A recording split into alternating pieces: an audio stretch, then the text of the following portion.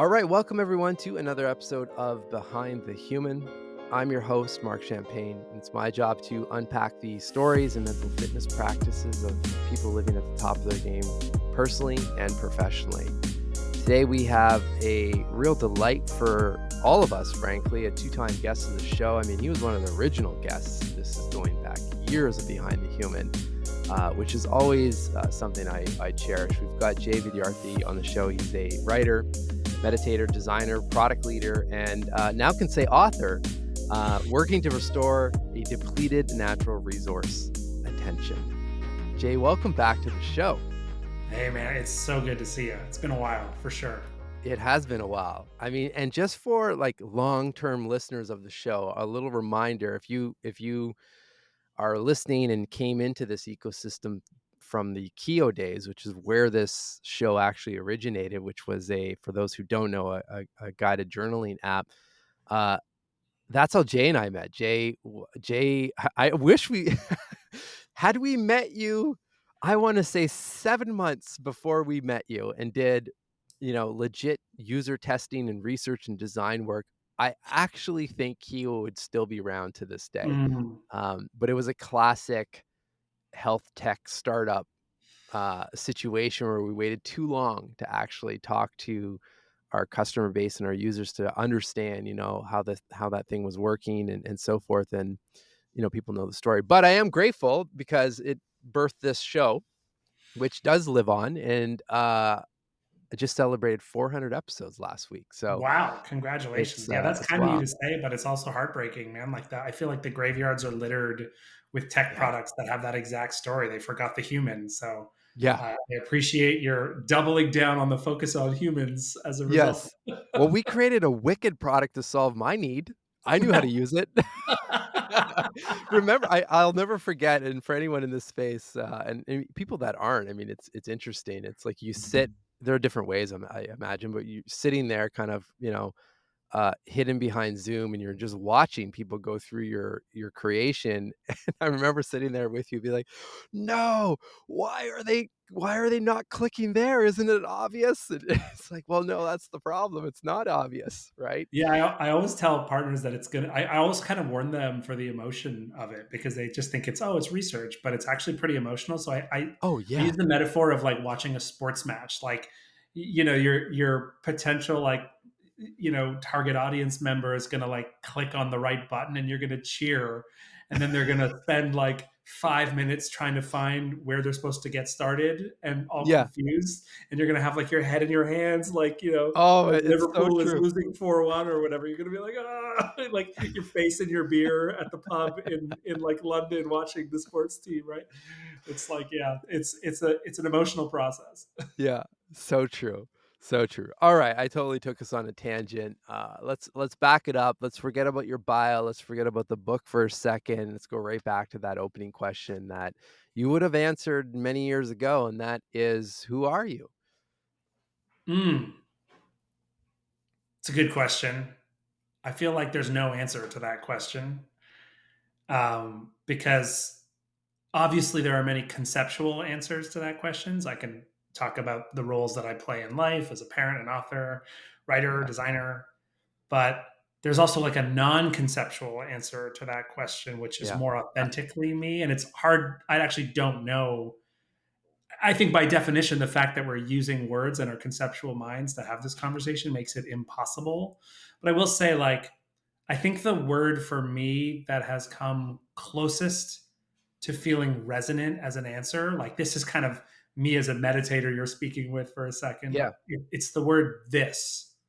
And Ooh, sometimes I use that word in my practice, and like this is happening now. This is what I'm experiencing. This yeah, is somehow the concept that I find closest to like who I really am, whatever I is. It's like I am yeah. this, which is kind of funny when I say it that way because there's a famous meditation text by Nisargadatta Maharaj called "I Am That." So I guess my version of that is "I am this." Is that not is that not presence? Like it's like I am presence, or am I Yeah, I think so. oversimplifying it? I think so. I think the word presence for me is conceptually a bit heady. That like I agree, but also it doesn't feel as emotionally felt for me as like, you can Mm. hear in the way I say like Yeah, this yeah. right here. Yeah, Like it's rooted. I see your eyes right now. I see the way you're nodding your head. I feel my hand. I feel the words coming out of my mouth. This. Like something around there is who I really am. But conceptually, we can list off the roles I play.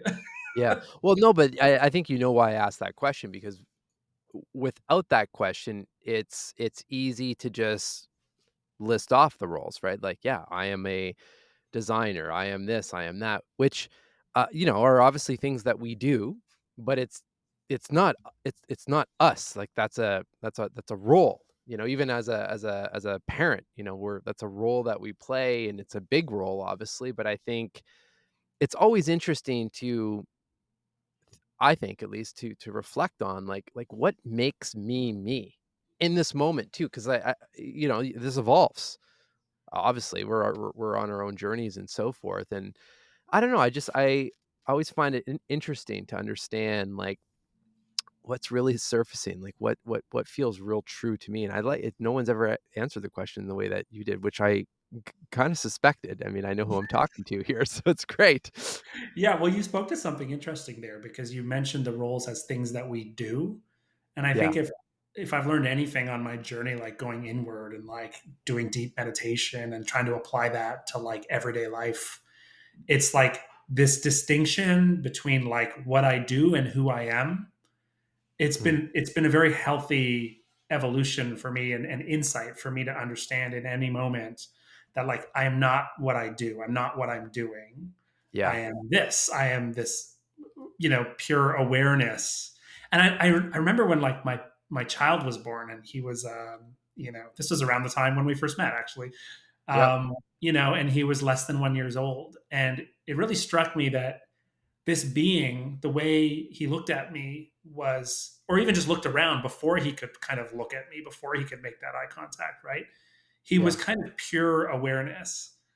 And you might stop there and be like, "Oh, is that the goal of meditation then to be like a baby?" And it's not because he's pure awareness without any insight.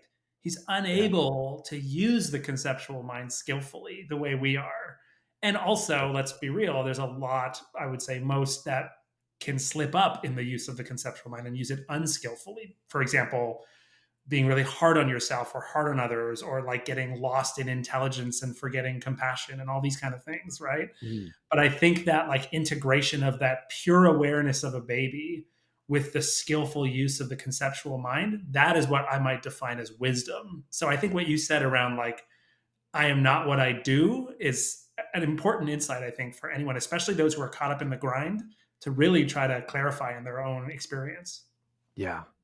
Well, I mean, since we talked about it at the top of the opening of the show, I mean, that whole notion for me hit me right in my face when we did have to shut Keo down, because it was like, I'm not just deleting an app from the App Store here, I'm deleting my identity for the last 3 years, right? And, like, all of these memories of rushing, because I remember thinking, like, people would resonate with this, like, you may be pitching for budget in your job, or you're pitching something, like, in this case, obviously, we were pitching for investment to investors and so forth, but the biggest pitches I remember was pitching myself and my direct family, like, "This is the vision, like, this is why this is the work meant to be doing," and so it was all of that coming rushing in, hitting delete, like, whoa, and I just vowed I probably wasn't right in the moment because it was too traumatic, at least for me, but afterwards in reflection, I remember making a promise that even, and this happened with launching the book too, I'm like, "I am not attaching myself to, this is just a project, and I wanna be present when the book launches," as an example, and go and do these interviews and be able to actually see a path forward, not just the shiny objects or trying to hit lists and things like that. It was all from trying to detach that identity piece, because man, that hurt big time. Yeah, I mean, nothing brings awareness more than a sudden absence. And like Oof, well that said. is like an incredibly useful tool if you can harness it. Like one thing I do when I'm working with coaching clients and helping people with their relationship with technology is like everyone and their mom will tell you that you should delete an app, right? Like, oh, this, I'm stuck on Instagram, you should delete it or whatever. But I mean, I don't really want to, first of all. And second of all, like, what's that going to do? It's sort of really self-critical thing to do, to just, there's this Yeah. thing I love so much that I can't stop using it. So I'm just going to delete it completely. I feel like that acknowledges the problematic aspect, but doesn't acknowledge the joy you feel. And so one of the Yeah. things that I often coach people to do is say, let's remove the app, but not in a kind of self-critical way, but instead in a way that, like, we're going to pay attention to how you respond to the sudden absence of it. Like the Mm, next time you instinctively pull out your phone to check Instagram and then your finger is literally hovering over the place where it used to be, how do we treat that as like a moment that snaps you into awareness? And people get a yeah. lot of leverage with that because, again, it's a sudden absence. And Yeah. we can talk about death too in this category, but like nothing Yeah. snaps you back into awareness of the big picture and compassion and gratitude and self-compassion like a sudden absence. So, I think that's what happened with Kyo, right? Like Yeah. you had to face that fear, which, I'm proud of you for doing. And when you push that delete button, there was now a sudden absence of something very intimate in your life, something that took a lot of time and also an identity. And I Mhm. think it led you to a lot of awareness. As I know, just because we're friends, I know it led you to a lot of awareness. And it's a really powerful teaching if you can harness it, but it also can be overwhelming. You got to be ready for that, right?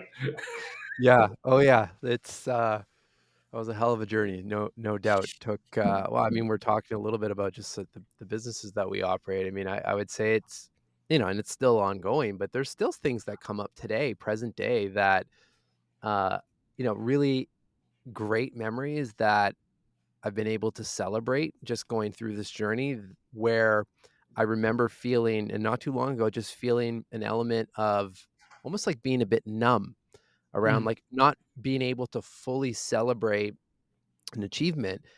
And I was chatting with a friend, and he was the one that brought up, he said, "Well, do you still have shame around that whole, like, chapter of your life where you had to delete it?" Because again, it wasn't just the app, it was the family disruption and all of that. And it's like, yeah, I think there is some stuff there. So it's interesting, and it's been 7-8 years of since we started it, at least.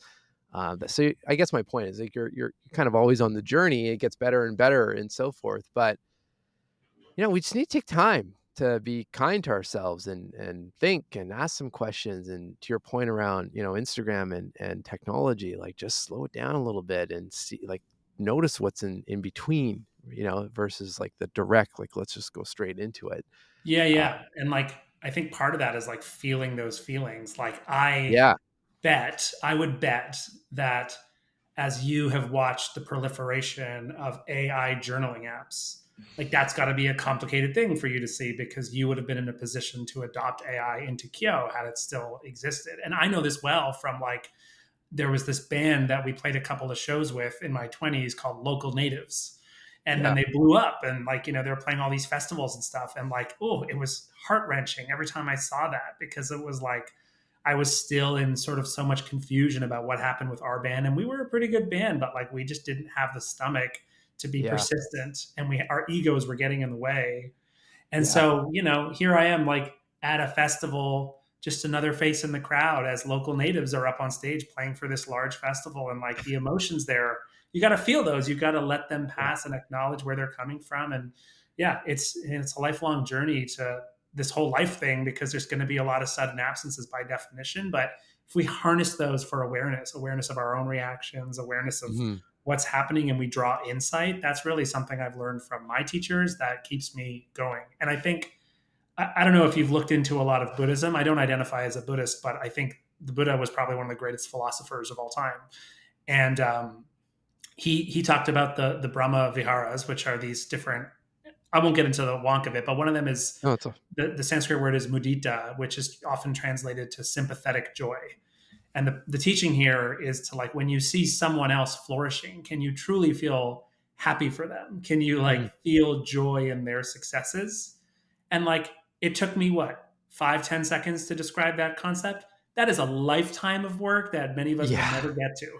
We'll never get there. Well, but it's an aspiration that we can go for, that I can be really happy that the local natives are great and their music is wonderful, and not be wrapped up in my own reactions to it. And it's, it's an aspiration for us to find in our practice. So, it's a journey. Yeah, it's well said. It's no doubt a journey. I I wanna start with so when I picked up your book, Wait, have which we not thank you. started yet? Is that what? Yeah, exactly. Let me hit record. Um, we definitely I was just following the intuition on this, which I love. But when it comes to your book, I I read well, other than, and thank you for, inviting me into the process of this. So I did see some of some of your earlier drafts of the book, as you were writing it. But when I got the actual physical, copy, I actually started with the conclusion, Mm. which I've been doing for a couple of years now, just with the show, and I always find it really interesting. It's just like a different perspective, and this is where this question's coming from, because I find it so powerful. I'd love for you to just share that story about your grandfather and Mm. when you were in British Columbia on the meditation, retreat, and just share a little bit what came up for you, and I guess my follow-up question to that is, did you feel like your grandfather was beside you writing this book, throughout this journey? So it's a powerful story. Yeah, I think, okay, well, here's the story, which is Yeah, that was my first meditation retreat. So I'd been dabbling with meditation and I'd been getting interested, and I'd heard about these Vipassana retreats, which many people have heard of, these 10-day retreats. I yeah, saw a documentary about them. I was blabbering on with my conceptual mind about how cool they were.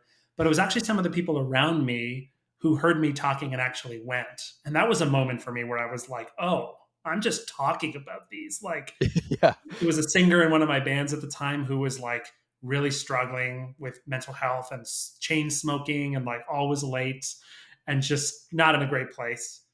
And he went, and also my then girlfriend, now wife, Krista, who also mhm, went, and they both came back like transformed. And my ego had to finally shut up. I was like, enough talk. I got to yeah, book this. I got to go do it. I got to go face it, because I knew it was going to be hard. I think everyone who hears about it, like, oh, you're going to be in silence for 10 days, meditating 10 hours a day, it sounds brutally difficult, right? yeah, And it is kind of for day one, but just for anyone who might be considering it, your mind adapts, and actually very interesting things start to happen. So everything you're afraid that might be is probably true about day one, but things start to open from there. That's kind of my general advice about retreats. But anyway, okay, so I went on my first retreat, and it was very uncomfortable. Like, you have to sit on the floor, and I'm just like, you can get a chair if you want, but I felt like that was copping out. Like, I'm a young man, I should sit on the floor. yeah, And I'm sitting there and I'm like, oh, there's also some story. Like, this will be good. It'll be like yoga. I'll like sit and learn to be flexible. I have all kinds of illusions in my mind, right? Um, and they had this closet full of cushions. So you can picture me. First of all, I get a seat at the back of the meditation hall so I can lean against the wall a little bit. So I'm already, just like trying to yeah, get comfortable, right? yeah, And I start getting all these pillows. Like, if someone had a time lapse of this retreat, you would just see me each sit with like a different barrage of cushions, like trying to like support my legs and like kind of find all these things. And it's like, I'm just like trying to get comfortable, right? And yeah, it's like I can't remember, a couple of days into the retreat, I just realized the absurdity of this. And like, in the silence of this meditation and the wise teachings of the teacher there, who's not perfect, by the way. If anyone is, okay, he's not a perfect teacher. There's some problems with his approach, but there's some great okay, things about it too. His name's Goenka. So anyway, some of those teachings, some of that clarity, some of that silence, it almost feels like my inner voice is now like echoing around a much larger room, and I can kind of hear it better. And I mm, noticed the absurdity of this. I'm like looking around at these cushions, and I'm just like complaining in my mind. And I'm just like, what am I doing? Like, I'm trying so hard to get comfortable. Why? And I mm, realized, like, I'm afraid. Like, I'm afraid of pain. I'm afraid I'm going to like hurt myself irrevocably. I feel like, I'm going to break my back or something, cause an injury. I'm afraid that someone's going to judge me because I can't sit on the floor. I'm not a real mm, meditator. All this fear. yeah, And around that day, I don't know if it was intentional or what, but around that day, the teacher basically says, For those who are open to it, we are going to do something called adhitana, which means a strong determination sit, which means we're going to go to like a 1 hour meditation sit. But what we're going to try to do is not move at all. And I was like, oh God. Did you go back? Did you go to the pillow shelf again? Yeah, I was like, I need to go to the pillow shop. Like, excuse me, sir, do you have any beds for me? Yeah, exactly. Like, I have So 15 anyway, pillows right now. yeah. So anyway, I actually did the opposite. And this is like, I credit the practice and I also credit some resilience that I found. I don't know from where. Actually, I do know from where, which I'll get to in a second. And I said, you know what? I'm just going to get rid of all these pillows. And I remember the moment of like me walking back and forth from my little armory, taking the pillows back in the closet. And I felt a little self conscious too. Like, I wonder if anyone was watching me. I'm just like getting rid of all these pillows.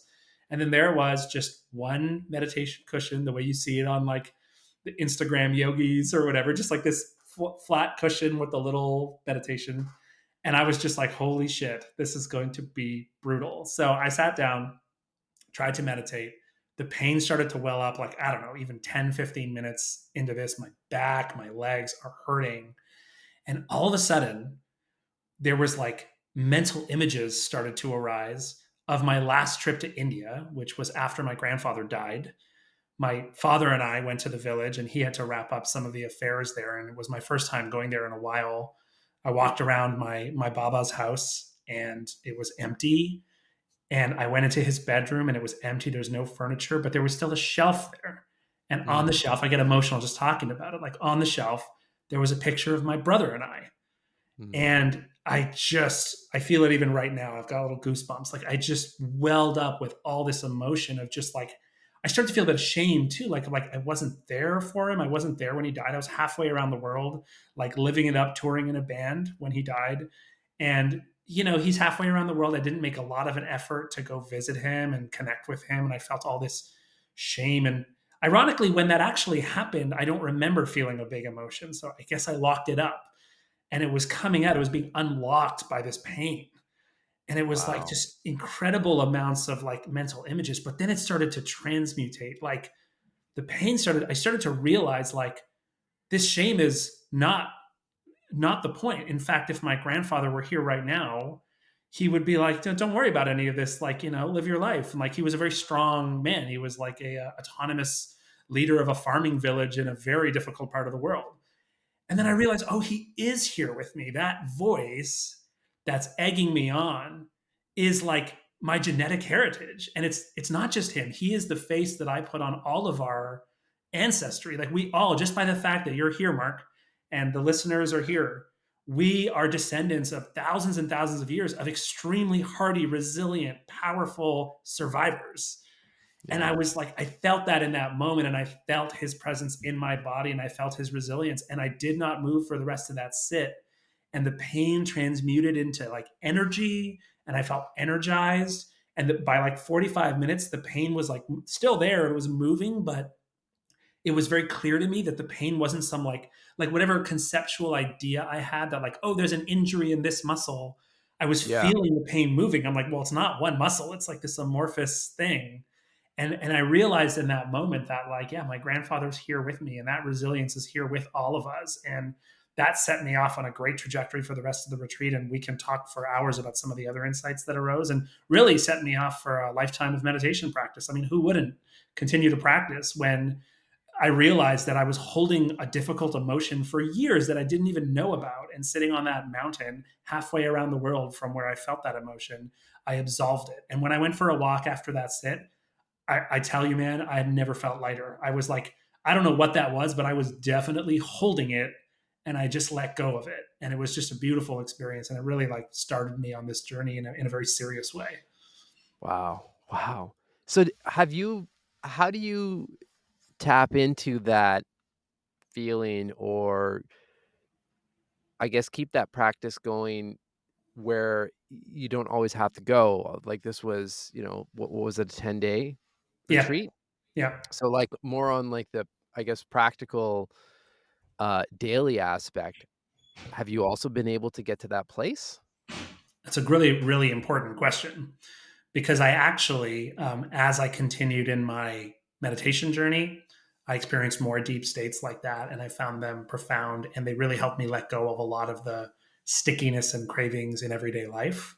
But then I started to crave those states. And that's where Yeah. your question is coming from, right? I started to Yeah. be like, well, I got to get back on retreat. I got to get back deep.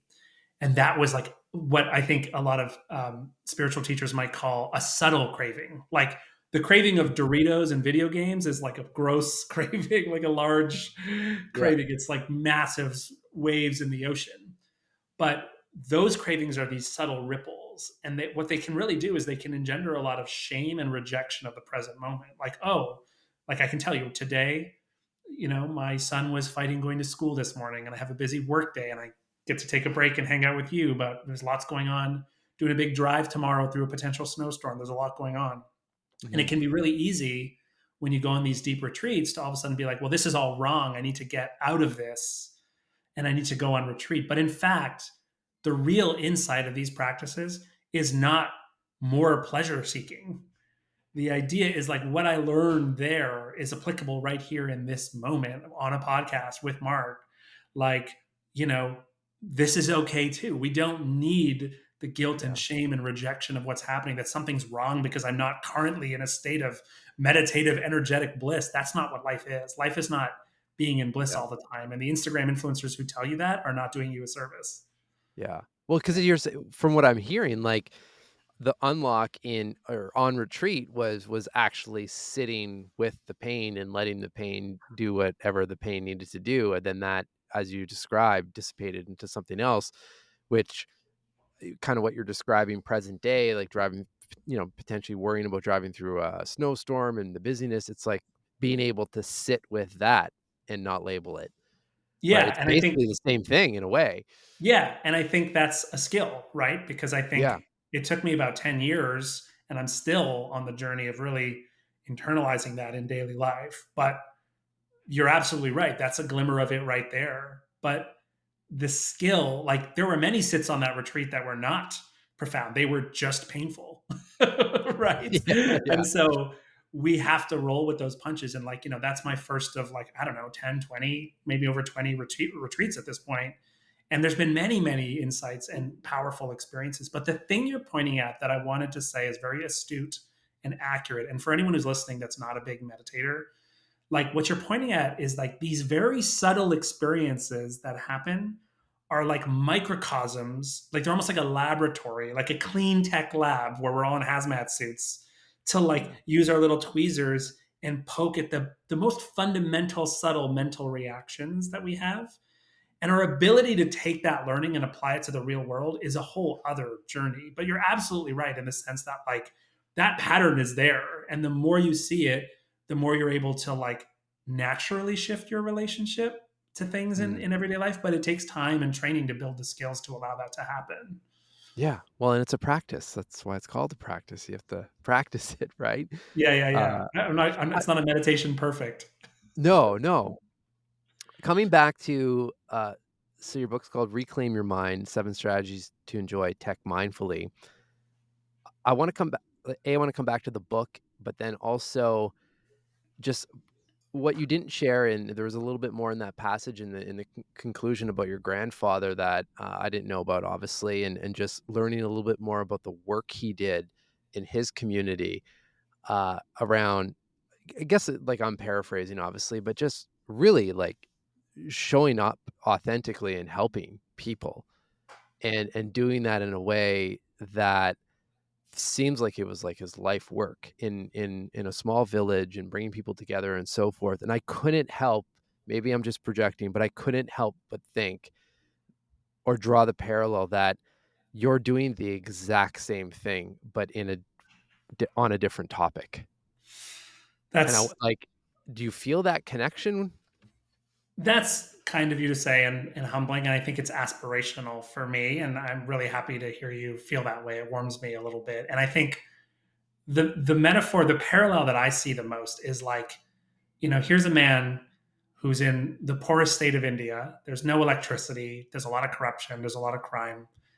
And I remember like when I traveled there, I met these two women, and they, as they do in the village, they just invited me for chai, and the best chai you'll ever have in your life, by the way. Anyway, Yeah. so I'm sitting with these women, and they just know I'm from out of town and I don't speak Hindi. I'm not from the area, but then they kind of try to figure out who I am. And I mentioned my grandfather's name, and the look, I'll never forget the look they gave. I mean, they just started tearing up immediately when they Wow. realized who I was. And I'm like, because they know the story of my father immigrating and leaving, and none of that earned by me, earned by my grandfather for his stewardship of the land. That basically, we get so wrapped up in the modern world about this global perspective and about these global issues and stuff. But one of the things that our ancestors have is like, there wasn't some sense that he was going to go out and change the whole world. He was like, listen, we've got this plot of land.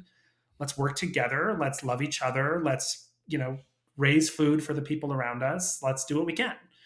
Yeah. And I think the parallel for me around technology is it's like, 10 years ago, everyone was in the honeymoon period around tech. We're just like, tech is great. In the past 10 years, myself and colleagues have helped, peers have helped raise the alarm about mental health challenges, well-being challenges, as well as issues, other areas like privacy and polarization. And Hmm. so now we're in this position where a lot more people understand technology is not just like all good, that there are some challenges with technology. But we Yeah. also can feel really paralyzed. Like you had a chapter in your book, I remember from John, I think John Asara, and you had a Yeah. question in there which was like, where am I playing the victim? And I think Yeah. what happens now is we see this global conversation about the attention economy and big tech and advertising and machine learning, and it's like manipulating our minds. And I think we start to become a victim. We start to feel like, well, I hope they all fix that so I won't be addicted to my phone. And we forget that core essential truth of our long ancestry of survivors, which is like here in my home and at my office is where the problem is manifesting. Yeah. It's your plot We're of getting land. stuck on our phones. We're, doing problematic things, et cetera, et cetera. We're losing the joy of technology as well. I think that's a problem too. And so we are not powerless. We are not helpless. We are not victims. There is so much that can be done the way my grandfather stewarded together the land. There's so much we can do in our own homes and in our own neighborhoods and communities around just healing our relationship with these large forces. And ultimately, I think that's the only way larger change is going to happen anyway, is that Yeah. more individuals stand up for their right to a freedom of attention in an economy that trades it away for profit. Yeah. Yeah. I'm curious, Jay, because I know, having known you for several years, and just for listeners as well, like you've always, for the most part, worked in technology in some capacity from a design and research and strategy perspective, typically focused on solutions and platforms and so forth that will, better us as humans, and whatnot. And I kind of have gotten the impression that that was you working kind of your plot of land, and doing what you could do with that kind of work. And then now with the book, like, what was it that sparked you to say, I've got to go beyond the plot? Because a book can, and I hope this one does as well, because it's beautifully written, and I think it's very needed in this world. Definitely can extend past the plot of land that you were working in. Mm. Yeah, I think you're right. I think as a technologist, a couple of years into my career, I was like, I love design, I love technology. I grew up a gamer. I'm a tech guy. But after a couple of years in the tech world, it just became immediately clear to me that I mean, actually, I didn't, let's be real, I didn't have the words for it at the time. Something felt off. In Yeah, retrospect, it's clear to me yeah, that I was not aligned with the projects I was working on. I loved the process and thus begun my journey to say, well, I want to use these tools in my hand to work on technologies that are aligned with the values of awareness and mindfulness and compassion and well-being, because I think that's what we need. And frankly, I think a lot of technology is pushing us in the wrong way. And at the time, people looked at me like I was, conspiracy theorist or something, because everyone was still in yeah, love with their technology. But now that story has changed. But the moment, I first wrote about what I call attention activism, which is like sort of my term for standing up for your freedom of mind. yeah, I first wrote about it, I think, 2015 or 2016. yeah. It's been And years. I remember when you started that newsletter. yeah, that's right. And so I started to think about it. And, it was like a passion of mine. I was thinking about it, but then the conversation started to erupt. Like some amazing people, like Tristan Harris at the Center for Humane Technology, the Digital Wellness Institute, Tim Wu, who wrote The Attention Merchants, like amazing work that was so close to my heart because it was such a cause I was passionate about. But as we talked about, the local natives thing happened again, where I was Mm, like, oh, this was my passionate idea. And like, I felt like the plane's taken off without me in some way. Like I was like, I've been thinking about this stuff. Like, why not me? Why can't I be the, like, it's me, me, me, ego, ego. Why can't I be yeah, the one on the TED stage talking about meh, meh, meh, right? yeah, But and then, I work with that the same way I work with local natives, and that you have to work with journaling apps that are successful in the world, right? yeah. But at some point, I would say probably around, I think it was probably around when the pandemic hit, somewhere around there, 2020. um, I realized that there was a piece of this conversation that was missing, that Mm, I held. There was a key that I held that was missing from the conversation. And I said, like, as much as 2015, Jay wanted to write about wanted to write like a 500-page treatise on all the forces that caused this situation. Other people were better at that than I was. But the piece that I saw that no one was addressing was the incredible amount of guilt and shame that was arising as a result of this. And as someone who practices mindfulness, who also loves technology, I mean, I look to my left, I look to my right, I'm like, there's no one else that can write this right now, because the way we learn in mindfulness practice to relate to our thoughts without resisting them, but also not boarding every train of thought to Timbuktu, right? yeah, We have to find a way to find balance with our technology in that way. And when I realized that, I noticed all my peers in the mindfulness community were becoming more anti-tech, and all my peers in technology were like accelerating to the singularity, utopian yeah. idealists. And that's what started me to be like, I think I need to write about this. And I started writing more about it, and I was getting a good response. And then that eventually evolved into the book. Wow. Yeah. Yeah, it makes perfect sense just even with what you've shared in this conversation, like, you really sit in the middle of these kind of 2 worlds in a way, and it's almost like all of your training, business and design and tech and all of that meets all of your training, in the first sit in, British Columbia, and all of the mindfulness work you've done. It's like it's all kind of rushing together and they blew out this book. How does that feel? Yeah. I mean, it feels good. It feels, I think if you asked me a couple of years ago how I would feel like just as the book is coming out, I probably would have told you that I'm going to feel scared and worried and like hoping that it goes really well. And now that it's written and it's out there, like I've already achieved whatever I tried to achieve. I've found clarity around this. I've kind of shared my heart and soul. Yeah. I had a couple of maxims for myself when I was writing. Like one of the maxims, there was a whole bunch of them, but one of them was no statistics.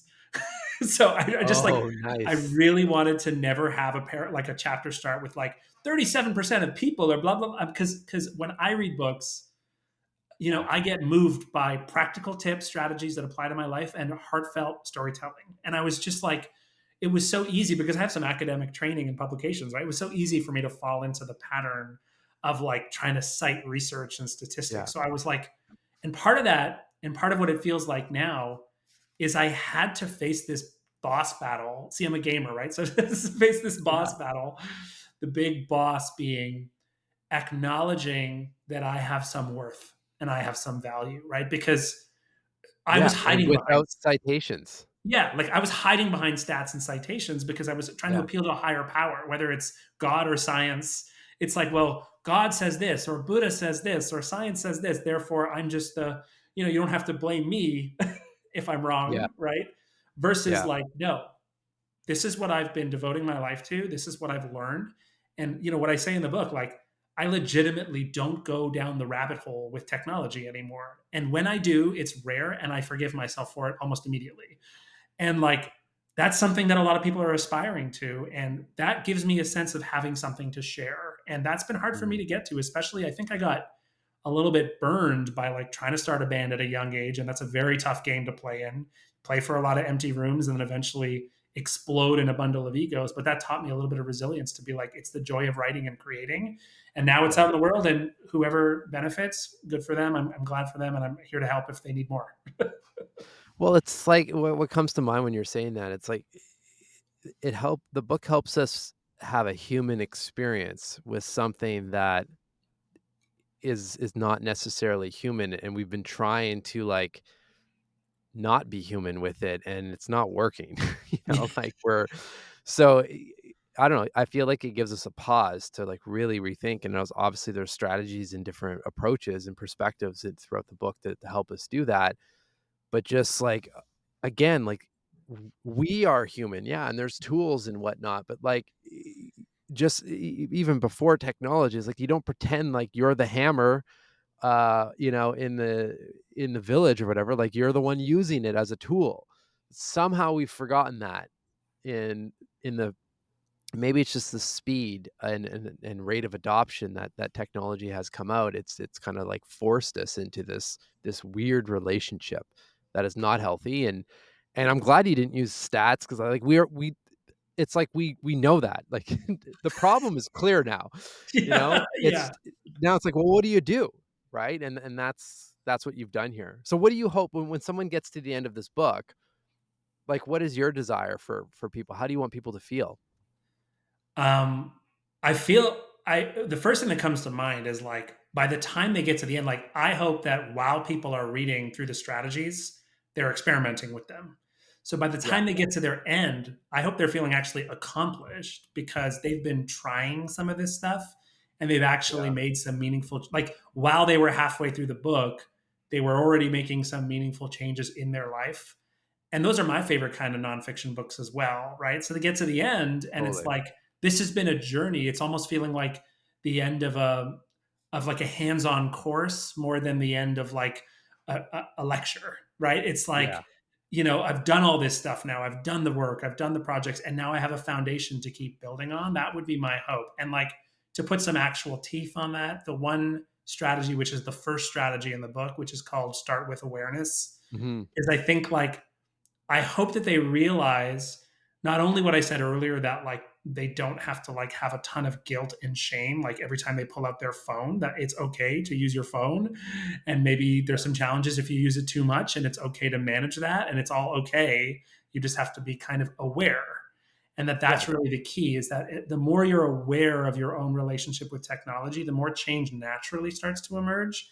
And when it does, there will be opportunities to pour effort in if you have the resources. But even if you don't, by simply paying attention to how you feel before you use a certain technology, while you use certain technology, paying attention to how you use a certain technology, paying attention to what it leaves you with after you're done using it, that just by noticing that, so much will naturally change in the choices you make.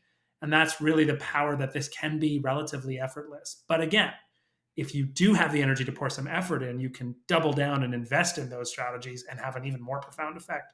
But it doesn't have to be super hard work. And that's why I hope people at the end of the book have already started to notice that in their lives, not just on the page. yeah, totally. Well, and it reminds me, like, it's data. You're surfacing data, which most of us on the line here work with data in some capacity in our professional lives, and I like, it's not about judging it. It's like, well, here's the data, here's the information, here's the market research, here are the sales result, like, whatever it is, whatever your data set is, now we have information, and we have an option to make a decision based off that information. And it's no different when it comes to this in ourselves. It's just I feel like we judge our data, our personal data, and like, oh, here I am again. I've landed, on an Instagram. I don't even know how that happened. Like, my phone was in my pocket a minute ago, but now I'm like deep into the feed. Like, I don't remember any of those steps. And then to your point, like, we get into this like shame loop and whatnot and feel, defeated. Versus to, I think what you're saying is just like take a breath and notice, okay, it happened. And the more you build that self-awareness muscle, then the more that you can afford yourself or give yourself the luxury of a pause and actually make a different decision at one point. Yeah, and the subtle addition I'll add to that, which is like the way you described it, it's like the more you are aware and you have that data, the more you can. What I've Mm. noticed is the more you will, like it just Yeah. naturally will happen. Like, you know, what, what gets measured ends up changing, right? And it's true Yeah. in our sensorium as well. Like if you, for example, train yourself to pay attention to the floors in your home for the next week, and that's all you're going to do. The only effort you're going to do is just pay attention to the status of the floors. I can guarantee you at the end of the week, your floor is going to be cleaner than it would have been if you Yeah. had not set that intention. But you didn't set an intention to clean your floor. You just set an intention to pay attention to it, right? And it's Yeah. like That's interesting. there is a really natural way that, like, here's a simple exercise, right? For the next week, like keep a little journal. You can do it on paper if the phone is too sticky, but you can do it on your phone too. Of like when you notice you have a really positive experience with technology, document that. Like what happened? What were you using? How was it? Mm. And when you notice you had a really negative experience with technology, document that too and try to get at least like 2 or 3 per day for a week. And then at the end of the week, just review that list, read it, like take aside 30 minutes to like really read it in close. That's it. Don't set any Yeah. intentions. Don't decide to do any actions. Nothing. And then come back in a month and you will notice that your relationship with some of those things has changed just by the fact that you paid attention to it.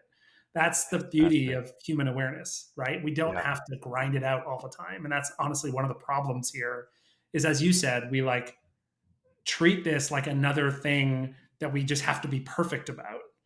But we can be human about it. We can just pay attention to it and notice it and tweak it like diet almost, right? It's like Hmm. sometimes you just got to have that cupcake, and it's Yeah. fine because cupcakes are delicious. Now, if you have 12 cupcakes in a day, maybe you have to set some boundaries, but you don't have to hate yourself about it, right? You just say, oh, Yeah. I'm overdoing the cupcakes. Yeah. Totally. Totally. It's so true. It's so true. I want to talk about one more Hmm. strategy, and then all of you listen, you have to go buy the book and get the other five. But the one around fighting design with design, I feel like Hmm. that one's so practical, and I mean, all of these things are practical and accessible. That's what I love about it. Right. So can you give a little bit of flavor around that one? Yeah, I think a lot of people know that the way that these platforms are designed is to hook us. And in Yeah. no part in what I'm proposing here do I think we should take people off the hook for problematic technology design. I think we need ethical technology design. I think regulators need to consider how much is too much. We need scientists to study the impacts. Like John Haight's got an incredible book from last year, Anxious Generation. Like we need, there's also a lesser known book called Unlocked by Pete Etchells, which Okay. basically advocates that maybe banning phones is not necessarily like it's premature. So it's an ongoing debate. But anyway, all that to say, technology is currently designed in an attention economy and it's designed specifically to manipulate us in certain ways. And it's a problem. But like I said, we are not powerless. And one of the tools and strategies that I found incredibly helpful is to use the principles of design in our own lives to, like you said, fight design with design. And there's a couple of ways this shows up. So the physical way it shows up is by designing our environments. So considering, for example, where you keep your phone in your home, where you Yeah. keep it while you're sleeping, maybe not in the bedroom, right? Where you have your TV. Is your TV in the main room of your house, or like can you put it in a den so it's not the obvious thing in every situation, right? Yeah. There's also elements like I think I wrote in the book a little bit about how when I was writing this book, to avoid distraction, I put a chair on the wrong side of my desk. And what I would do is I would take my wireless keyboard and I'd turn the screen around so I Mm. couldn't access the mouse. So I would set the document up and I'd be sitting in this like comfy chair with like a, nice kombucha or something. And like the cat would be around and whatever. And I would be typing, but there's no way I could use the mouse to like reach for any other app. There was no way I could access notifications or email. It was just a document, a keyboard, and that's it. And that's like an example of like, I Yeah. can't influence how the Mac operating system works to help me focus, but I can influence how my operating system works in my office and actually make those changes. Now that's the physical version. Yeah. Another huge aspect is customizing the actual interface that we use. So we aren't necessarily at a point yet. AI might help, but we're not at a point yet where we can, all of this is open source and we can actually just change our apps and devices. But jump off points like home screens and main screens and your smart TV's launch screen and things like that are very customizable. You can move apps around, remove things. Hmm. One thing I like to do is recommend to people is move all your apps to page 2 and set a background that has something reminding you to like take a pause. I like the words, "Why am I here?" And so when you pull out your Yeah. phone, the first thing you see is just a Yeah. blank screen that says, "Why am I here?" And then it just gives you a moment to be like, why am I pulling my phone out right now? And then you just commit, okay, this is a real thing. And then you switch to page 2 and you use it. There's also all kinds of like, if you're really hacky, there's little gadgets you can use to like kill the news feed on Instagram or like manipulate the interface. Like I love these demetricators that remove the numbers from all social media. So I use X and Twitter a lot, but I use Hmm. it with no numbers. So I don't see how many followers anyone has or how many likes a post has. I just use it as like a forum. And I find Ooh, I that like really, that. really great. So I think the other thing I'll say about that is another aspect of the intersection between physical and virtual is like choosing which devices have access to which platform. So like, do you need your work email on your personal phone? Can Instagram be a laptop only thing? Like, Hmm. can your smart TV not have YouTube on it, just Netflix or whatever it might be, right? So there's a lot of like thinking about design in your own life that allows you to sort of fight fire with fire, which is where the title comes from, fight design with design, to sort of Hmm. resist some of the challenges with the attention economy. So yeah, that's basically the summary of it. There's more Yeah. detail in the book, but that's basically it.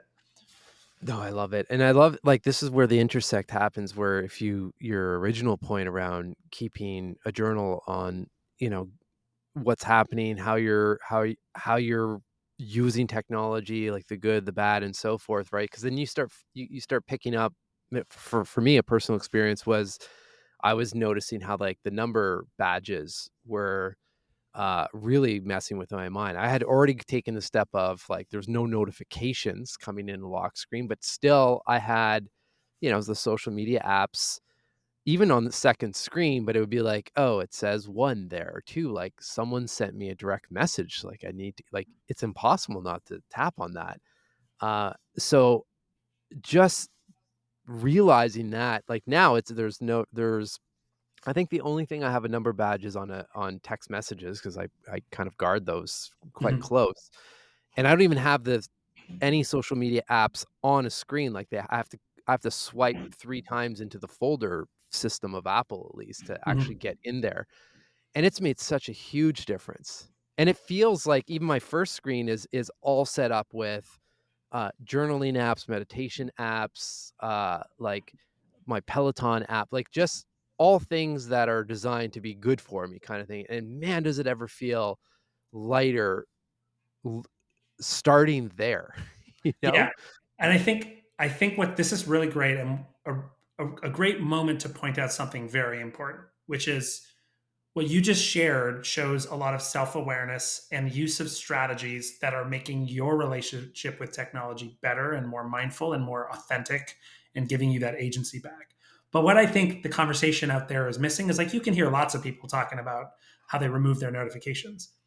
The Yeah, part of that story that people don't focus on is the self awareness that's required to choose those strategies. What's currently out there, a lot of people are like, oh, maybe I should remove my notifications too. But I'm like, yeah, maybe you don't have to. Like, if someone else doesn't have a problematic relationship with their notifications, there's no reason for them to do that strategy. If they enjoy being connected and getting notified and they don't get that kind of sticky problematic, that's fine. But there might be another thing, like they might be just continually checking their work email because they need mhm, to feel productive to feel okay. And it's a completely different thing. And so I feel like a yeah, lot of people I find are wasting a lot of effort using strategies that might not be the right one for them and accidentally removing some of the things they love about technology. When in fact, yeah, with a bit of self awareness, we can kind of like pick and choose. Like I think of the whole library of specific actions we take is like a pantry, but the strategies that we're talking about, like that are in the book, are more like recipes where it's mhm, like, okay, let's pick the ingredients that are right for me, but then this is how you actually cook with them.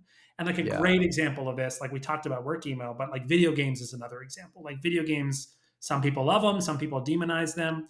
In fact, it's an art form. There's many, many different types of video games.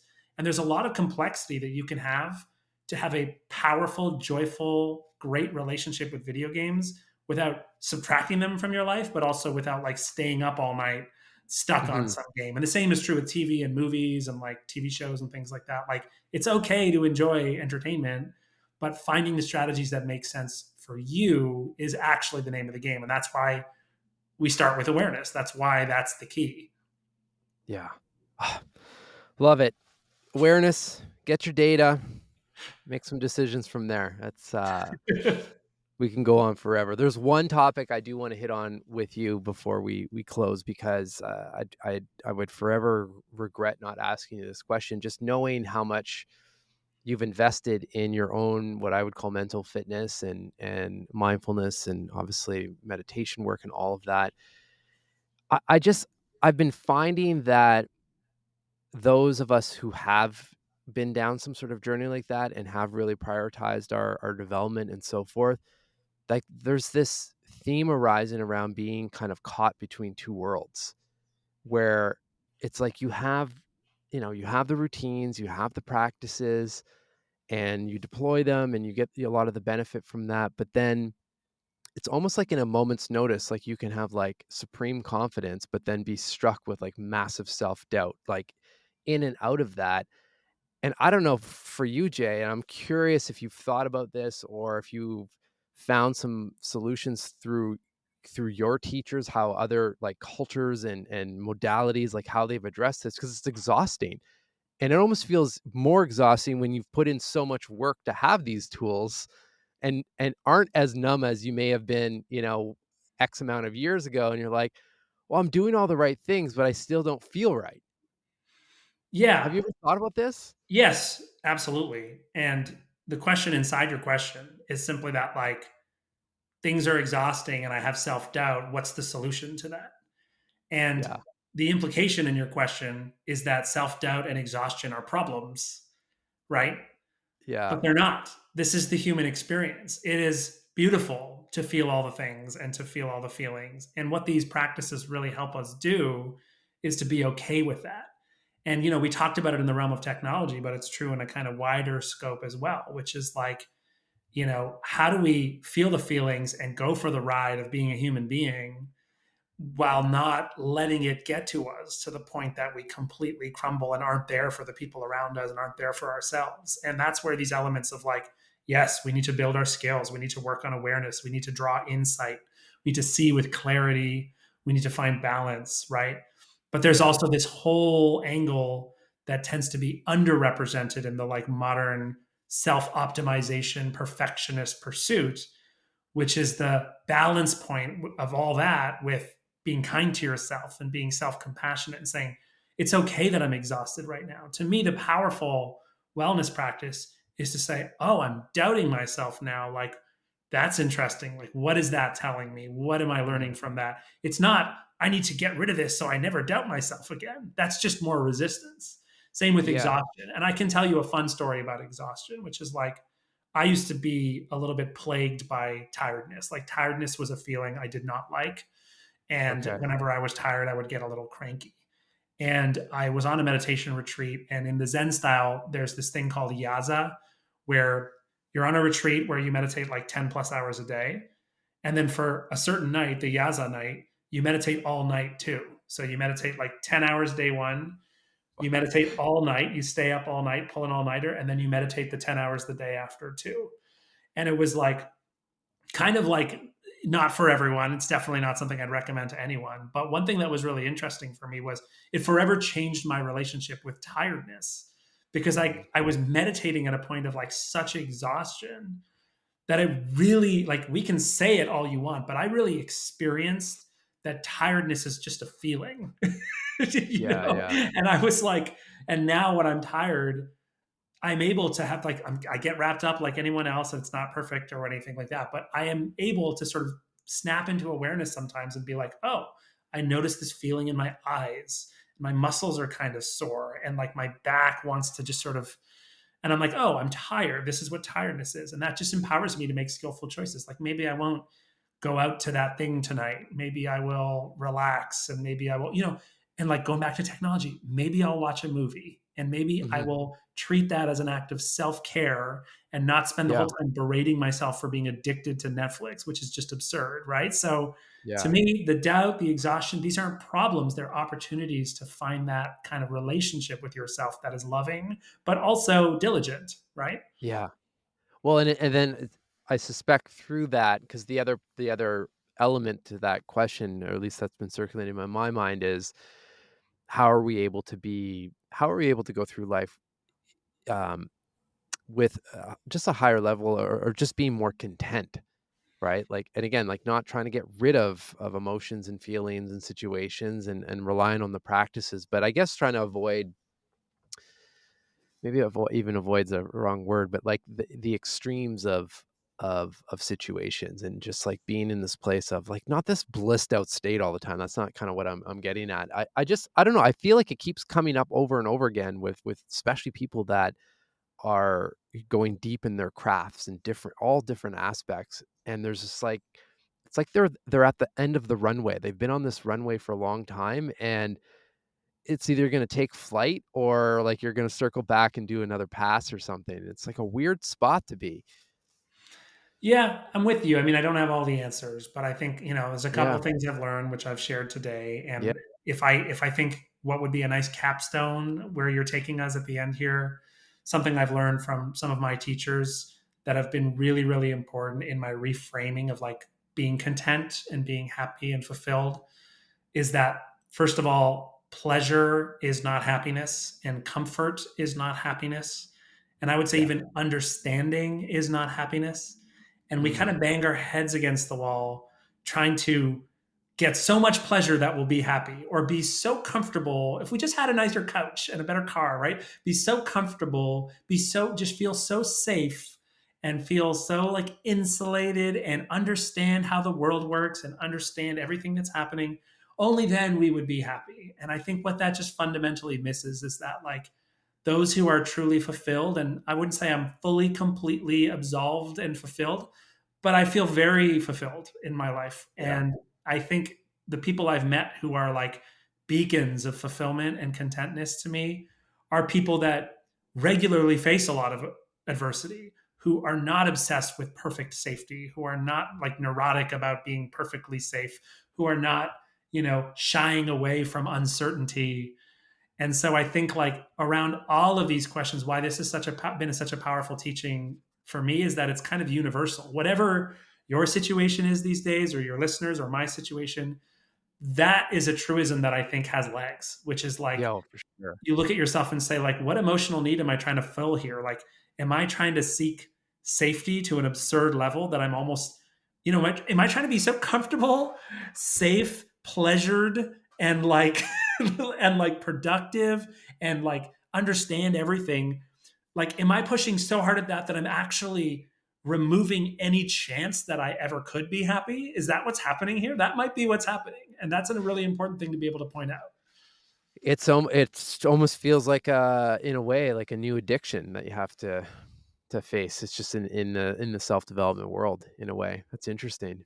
The other thing that Yeah. comes to mind, or the last thing, is, I think kind of coming full circle and wrapping this up, it's it's you basically, what you're saying is put your meditation cushions back on the shelf, like, right?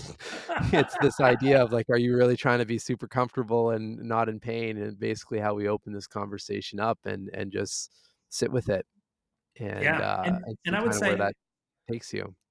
I would say sometimes you need the cushions too, right? It's like it's not about always putting the cushions away. It's about Yeah, seeing clearly what's needed in this moment. And sometimes, you need a bed.